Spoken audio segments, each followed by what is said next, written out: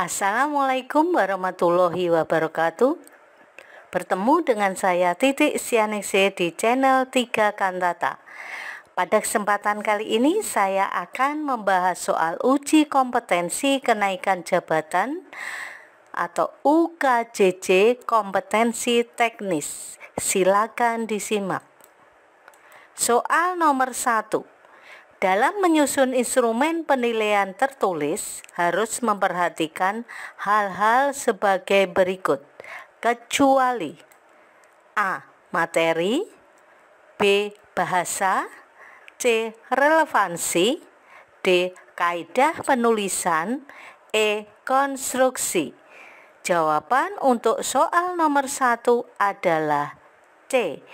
Relevansi. Lalu mengapa relevansi termasuk atau bukan termasuk instrumen dalam penilaian tertulis? Karena relevansi adalah kaidah dalam menyusun instrumen penilaian proyek. Kita lanjutkan soal nomor 2. Guru mengadakan penilaian yang mengacu pada kriteria yang telah ditetapkan dan mencakup semua aspek kompetensi baik afektif, kognitif, dan psikomotorik. Itu adalah prinsip penilaian A. Beracuan kriteria dan menyeluruh, B. Beracuan kriteria dan sistematis, C. Akuntabel dan menyeluruh, D. Objektif dan menyeluruh. Jawaban untuk soal nomor 2 adalah A. Beracuan kriteria dan menyeluruh. Mari kita simak penjelasannya. Beracuan kriteria artinya penilaian berdasarkan kriteria yang telah ditetapkan. Sedangkan menyeluruh berarti penilaian mencakup semua aspek kompetensi. Mari kita lanjutkan soal nomor 3. Hasil pengolahan nilai bahasa Inggris oleh Pak Rudi menampilkan bahwa dari 32 siswa kelas 7, ternyata 28 siswa memperoleh nilai di atas atau mencapai KKM. KKM yang ditetapkan untuk pelajaran bahasa Inggris adalah 70 dan 4 siswa mendapat nilai di bawah KKM yang ditetapkan. Dari ilustrasi di atas, penilaian yang demikian disebut penilaian A. Penilaian acuan patokan atau PAP, B. Penilaian acuan norma atau PAN, C. Penilaian objektif, D. Penilaian terpadu, E. Penilaian menyeluruh. Jawaban yang paling tepat adalah A. Penilaian acuan patokan. Mari kita perhatikan. PAP merupakan suatu cara menentukan kelulusan siswa dengan menggunakan sejumlah patokan. Didasarkan pada batas kelulusan atau KKM, sedangkan PAN adalah penilaian yang dilakukan dengan mengacu pada norma kelompok atau nilai-nilai yang diperoleh siswa dibandingkan dengan nilai-nilai siswa lain dalam kelompok terpadu. Berarti penilaian oleh pendidik merupakan salah satu komponen kegiatan pembelajaran. Kita lanjutkan soal nomor 4. Langkah-langkah menulis soal tes uraian sebagai berikut, kecuali A.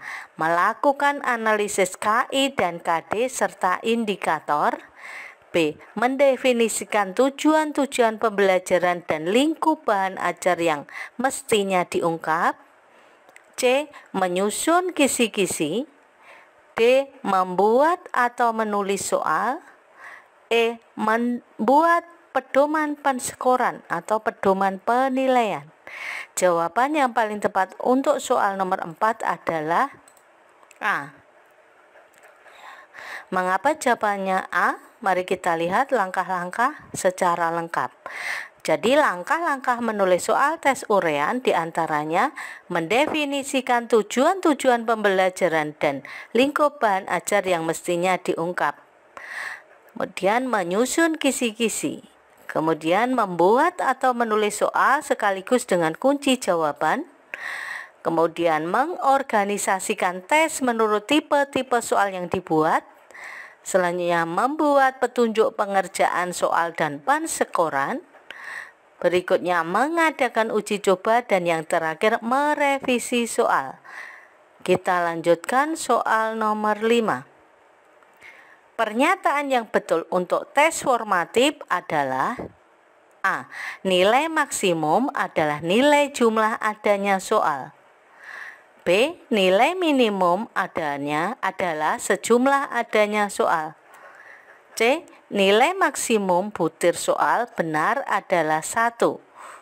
D. Nilai minimum butir soal benar adalah 1.